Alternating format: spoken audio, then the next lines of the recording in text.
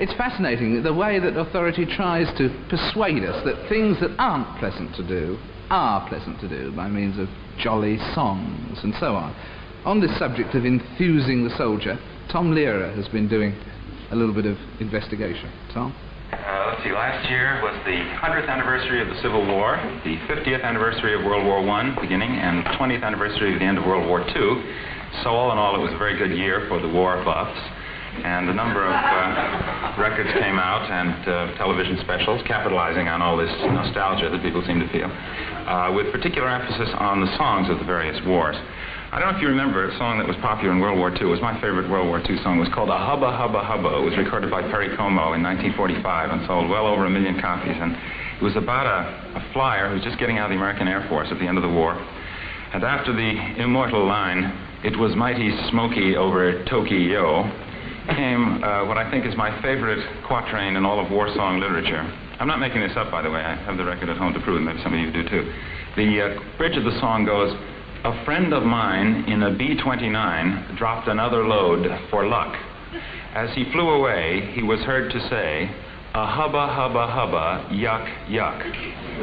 I feel that war definitely brings out the best in people. And my point is that if any good songs are going to come out of World War III, we better start writing them now. So I have one here. This is, you might call it a bit of pre-nostalgia. This is the song that some of the boys will have sung as they will have gone bravely off to World War III. So long, Mom, I'm off to drop the bomb, so don't wait up for me. But while you swelter down there in your shelter, you can see me on your TV. While we're attacking frontally, watch Brinkley and Huntley describing contrapuntally the cities we have lost. No need for you to miss a minute of the agonizing Holocaust. Yeah! Little Johnny Jones, he was a U.S. pilot, and no shrinking violet was he. He was mighty proud when World War III was declared. He wasn't scared, no siree. And this is what he said on his way to Armageddon.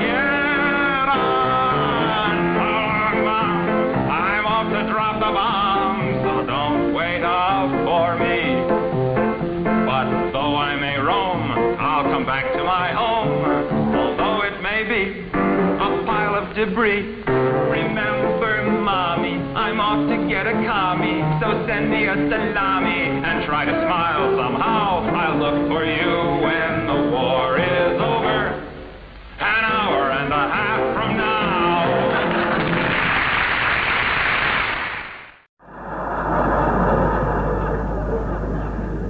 Fearless words for Thomas. Of course, authority needs its right-hand men. Sir Thomas needs his right-hand men. People like soldiers whom authority manages to convince to fight for its interests under the delusion that they're fighting for their own. We asked Tom Lehrer to explore this by taking a new look at an old tune. I served 2 years in the American Army. We were on your side then. And the thing that impressed me most about the Army was the way it has carried the democratic ideal to its logical conclusion, in the sense that not only do they prohibit discrimination on the grounds of race, creed, or color, but also on the grounds of ability. And I remember our platoon sergeant, who was an unfrocked Marine.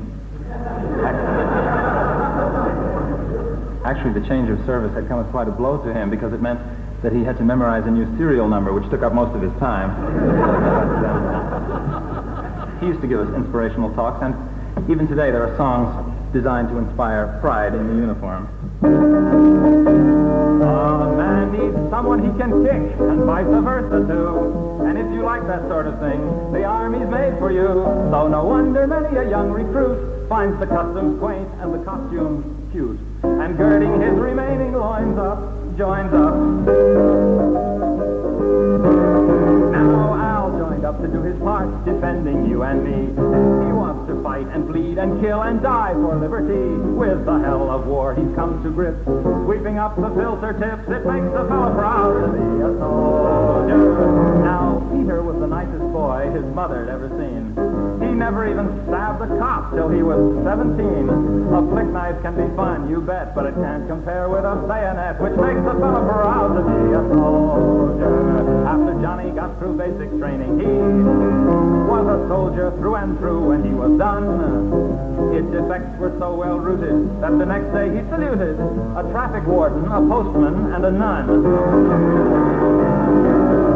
Our old mess sergeant's taste buds had been shot off in the war, but his savory collations add to our esprit de corps. To think of all the marvelous ways they're using plastics nowadays, it makes a fella proud to be a soldier. Discipline builds character, they say, so whenever the general speaks, I obey. If I'm asked to kill some folks, I don't wait for him to coax. I'm sure such an important man wouldn't ask me for a favor like that unless he had some perfectly good reason. Oh yes, it makes a fella proud to be what as a kid I vowed to be. What luck to be allowed to be a soldier at ease. An American about to go to certain foreign countries for a holiday would be warned by his friends and the guidebooks not to drink the water. But now we feel it's our duty to warn foreigners who decide to spend their holidays in the States.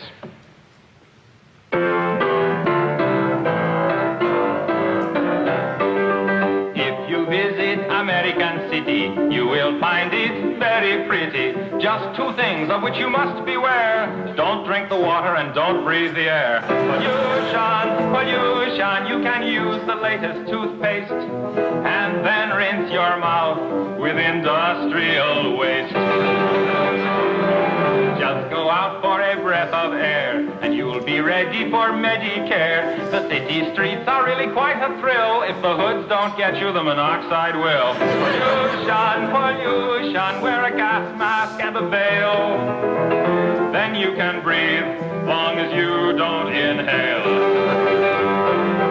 Lots of things there that you can drink, but stay away from the kitchen sink. Throw out your breakfast garbage, and I've got a hunch that the folks downstream will drink it for lunch. So go to the city, see the crazy people there, like lambs to the slaughter. They're drinking the water and breathing the air.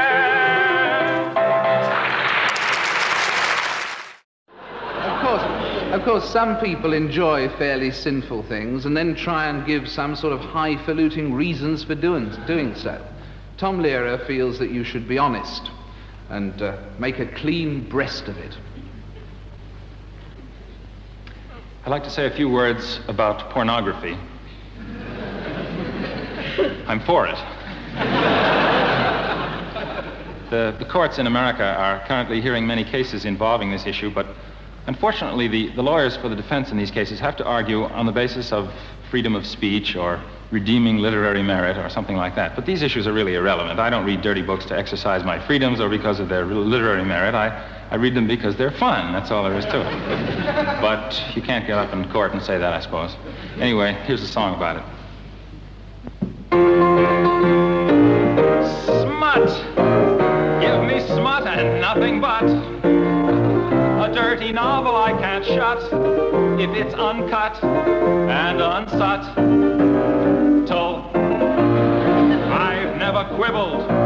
If it was ribbled, I would devour where others merely nibbled. As the judge remarked the day that he acquitted my Aunt Hortense, to be smut, it must be utterly without redeeming social importance. Porn! The graphic pictures I adore. Indecent magazines galore. I like them more if they're hardcore. Bring on the obscene movies, murals, postcards, neckties, samplers, stained glass windows, tattoos, anything. More, I'm still not satisfied. Stories of tortures used by debauchers, lurid, licentious, and vile. Make me smile. Novels that pander to my taste for candor give me a pleasure sublime. Let's face it, I love slime. All books can be indecent books, though recent books are bolder. For filth, I'm glad to say, is in the mind of the beholder. When correctly viewed, every everything is lewd. I can tell you things about Peter Pan and the Wizard of Oz. There's a dirty old man. I thrill to any book like Fanny Hill, and I suppose I always will if it is swill and really filthy. Who needs a hobby like tennis or philately? I've got a hobby, rereading Lady Chatterley, but now they're trying to take it all away from us unless we take a stand, and hand in hand we fight for freedom of the press. In other words, smut. I love it. Ah, the adventures of a slut. Oh, I'm a market they can't glut. I don't know what compares with smut. Hip, hip, hooray, let's hear it for the Supreme Court. Don't let them take it away.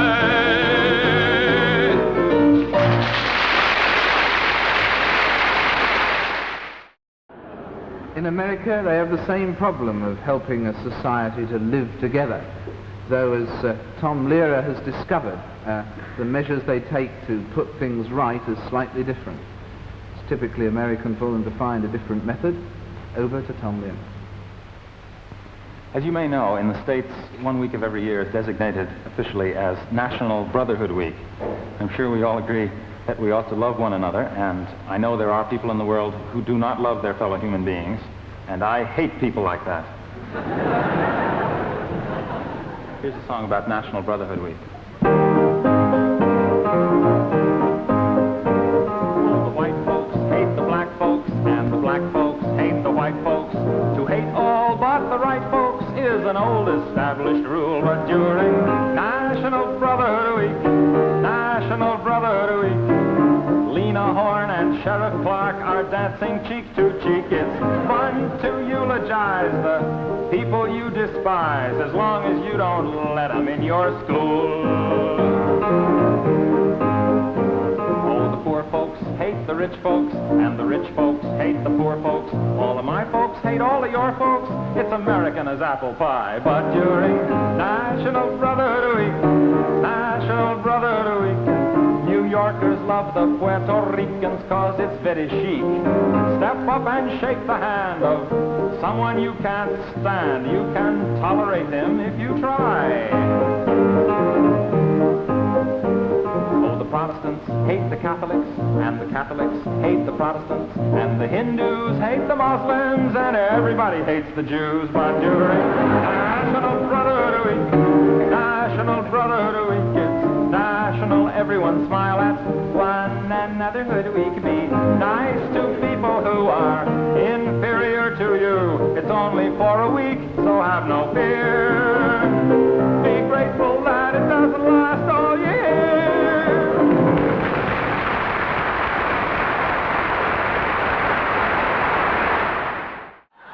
In general, though, newspapers and television programs are not devised and organized to disseminate news at all. News is devised and organized to disseminate newspapers and television programs.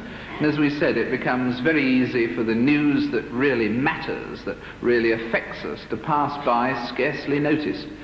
This is one example, and it's one example found and selected by Tom Lehrer. One of the big news items of the past year concerned the fact that China, which we still call Red China, exploded a nuclear bomb, which we called a device. And proliferation became the word of the day. Here's a song about that.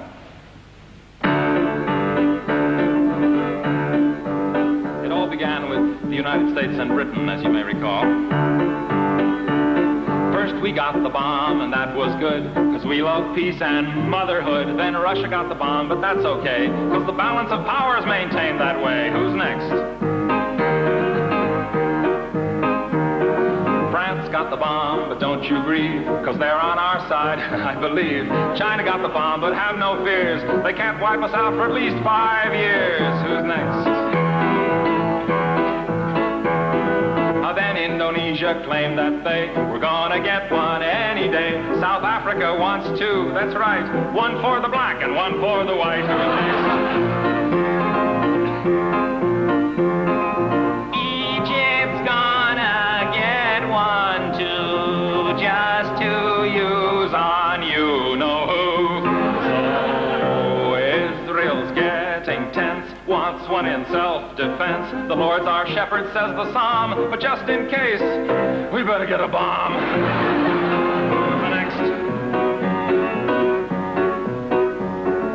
Luxembourg is next to go, and who knows, maybe Monaco. We'll try to stay serene and calm when Alabama gets the bomb. Who's next? Who's next? Who's next? Who's next?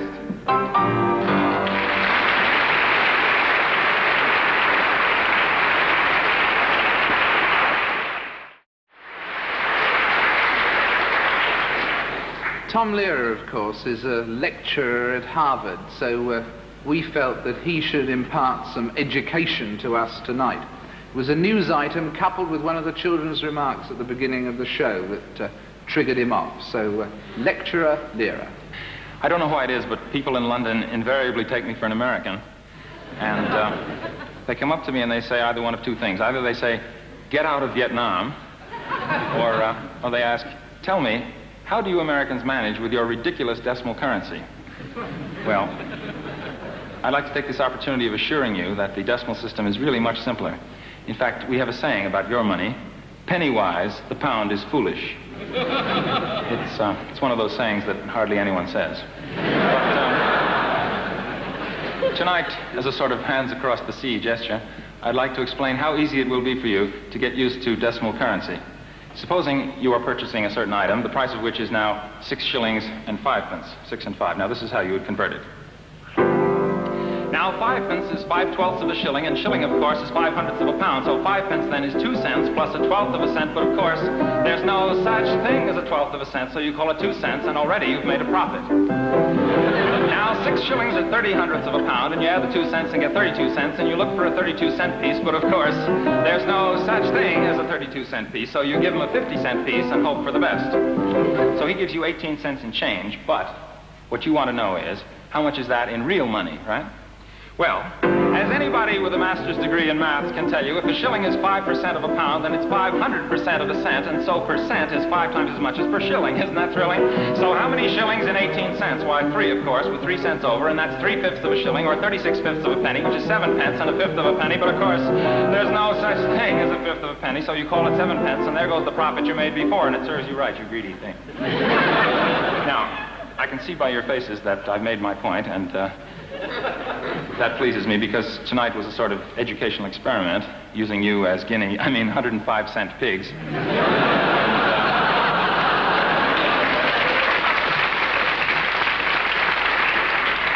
And in a few years, I know you'll all be happily singing songs like this. I've got 2.5 cents, I've got 2.5 cents, I've got 2.5 cents to last me all my life. I've got 5/6 of a cent to spend, and 5/6 of a cent to lend, and 5/6 of a cent to send home to my wife. And I do hope that it's all clear to you now, and I'd like to stay and answer questions, but you'll have to excuse me, I have to spend 5/12ths of a cent.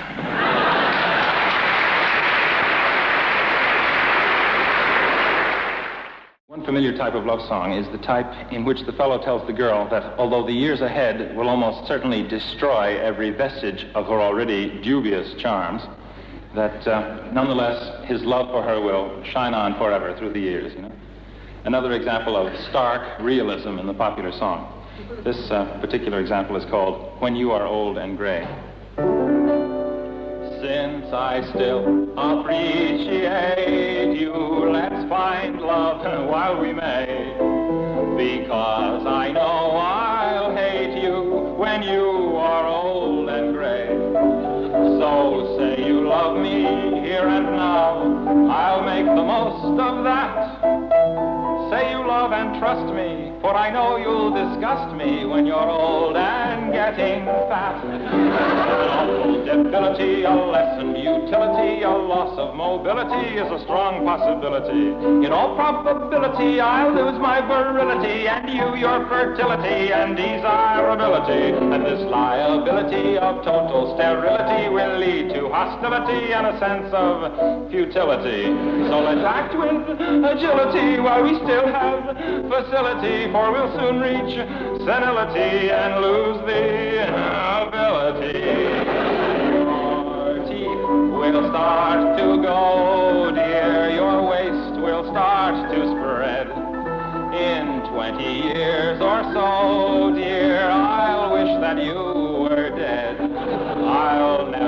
of you then at all, the way I do today.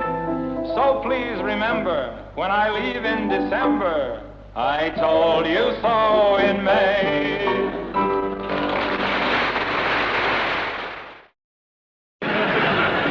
Tom Lehrer feels that with family medicine like that taking up so much of everybody's time, programs like the news should concentrate on that rather than trivial little subjects like Vietnam, prices and incomes, and Rhodesia.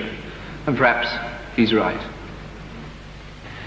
I think Noel Coward captured this best in his marvelous song, That Is the End of the News. I'd like to sing some of it for you now. We are told very loudly and often to lift up our hearts. We are told that good humor will soften fate's cruelest darts. So, however bad our domestic troubles may be, we just shake with amusement and sing with glee. Dad's got those pains again, Grandma's in bed with her varicose veins again. The only result of Aunt Maud's operation has been gales of wind at the least provocation. We're so glad dear little Doris has just been expelled for assaulting Miss Morris, and Rover got rabies and bit several babies, and then went after old Mrs. Hughes. We're delighted because Mom baked a cake, and we all went to bed with ptomaine. We're excited. They've been dragging the lake, but they still haven't found poor Aunt Jane. 3 cheers, Ernie's got boils again. Everything's covered with ointments and oils again. Now he has 7, so God's in his heaven, and that is the end of the news. Da-da-da. We're so glad poor Mrs. Mason was doing the laundry downstairs in the basin when our old corroded gas heater exploded, and all they could find were her shoes. We were done in by the mortgage foreclosure, and Grandpa went out on a blind. He got run in for indecent exposure and ever so heavily fined. Hey ho and hi diddle diddle, Aunt Isabel's shingles have met in the middle. They sent her to Lourdes, but she didn't get cured, and that is the end of the news.